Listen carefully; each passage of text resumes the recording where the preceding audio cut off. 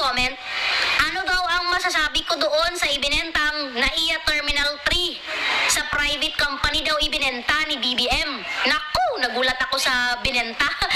Actually, totoo naman kasi na ibinenta. Okay? Totoo yan siya, pero hindi sa private company. Okay?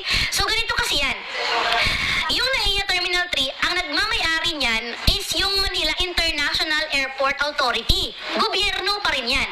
Pero yung building lang, yung NAIA Terminal lang, hindi yung lupa. Okay, ganito yan. Yung lupa, gobyerno din ang nagmamay-ari.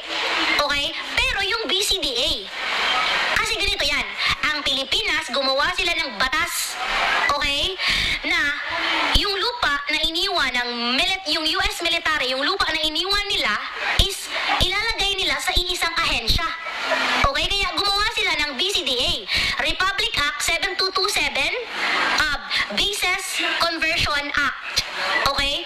So, sila yung merong authority na bumenta ng lupa at magpaupa doon. So, ganun yung nangyari. Okay? So, ang nangyari, government to government. So, yung Manila International is yung ano lang, building lang sa kanila, pero hindi yung lupa. Umuupa lang sila doon. Kaya yung ginawa nila, binili nila yung lupa. Okay? Oh, binili ng Manila International yung lupa. Kaya ngayon, yung lupa at saka yung building sa Manila International na.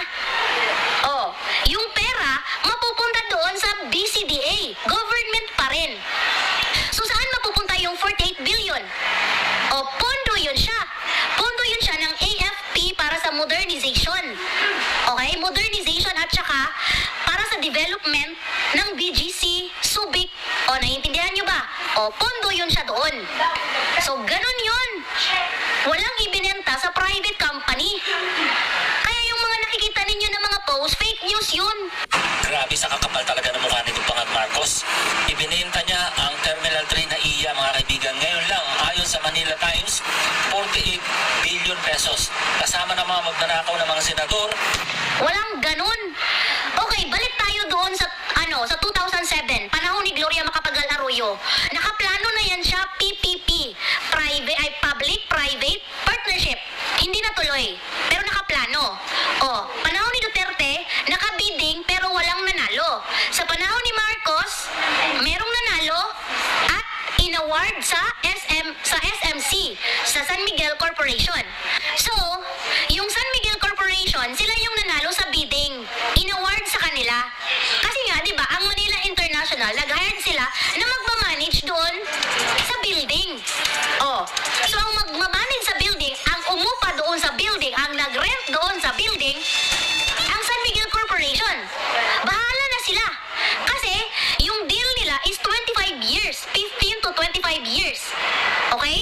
Sa buong 25 years, bahala na yung San Miguel Corporation kung ano ang gagawin nila, pera nila yung igagastos nila, pagandahin nila, or whatsoever. Pero hati pa rin sila. Ganito yan.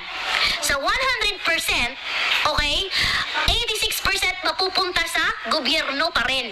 Tapos yung 17% mapupunta sa San Miguel Corporation. Yan ay halimbawa lamang. O, so ganun yung setup.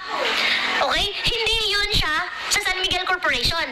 Umuupa lang sila doon. Okay? Sila yung magpapaganda. Ang nakaganda lang doon, ang gobyerno walang inilabas na pera para doon, para pagandahin yung building.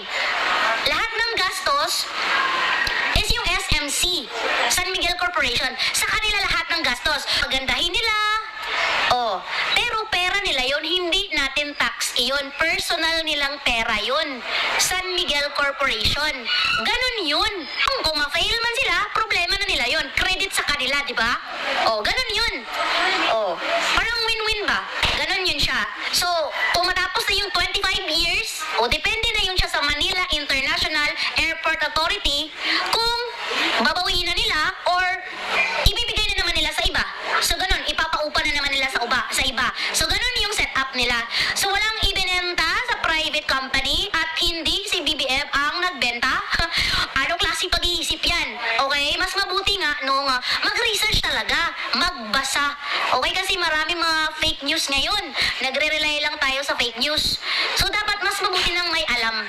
Okay? Para hindi tayo, alam mo yun, para hindi tayo babansagang walang alam at saka 80-80. Ano?